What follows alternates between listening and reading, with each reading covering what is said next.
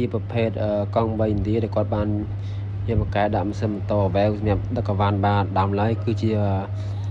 កង់3ឥណ្ឌាម៉ាស៊ីនស៊ីនមកវាអញ្ចឹងគាត់ខូចម៉ាស៊ីននេះគាត់ទុកចោលយូរហើយអញ្ចឹងគាត់បានយកមកកែដាក់ម៉ាស៊ីនម៉ូតូដើម្បី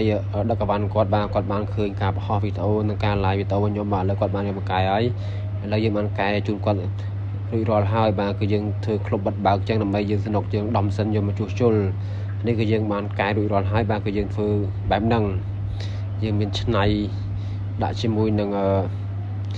ក្លុំសិនខាងមុខបាទគឺយើងប្រើ AI ដាក់ចូលនៅក្នុងនោះទៅហើយយើងដាក់នៅក្លុកអង្គុយរបស់វាបាទយើងកែដាក់ធុងសាំងអញ្ចឹងទៅបាទគឺយើងកែឆ្នៃបែ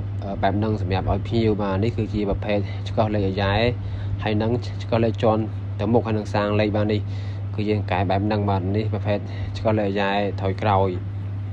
ហើយឆ្កោះជាន់ធម្មតាយើងកែដាក់ជើងយើងជាន់នឹងជើងបាទនេះគឺហើយបាទចឹងសម្រាប់ពុកម៉ែបងប្អូនដែលចង់កែយកមកកែបានហើយនេះកុងទ័រគឺយើងដាក់កុងទ័រម៉ូតូបាទមានលេខ1រហូតដល់លេខ4សម្រាប់យើងមើលតាប់ឡូរបស់វានេះប្រភេទកង់3ស៊េរីចាស់ដែរ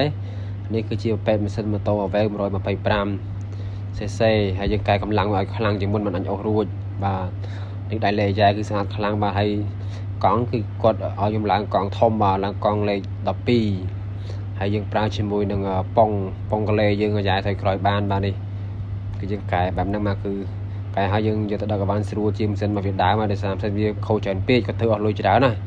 អញ្ចឹងគាត់សម្រាប់ចិត្តយកមកកែហើយបងប្អូនអាចติดต่อមកតាម Telegram និង Facebook Page មកបាទដូចខ្ញុំបិទនៅខាងក្រោយ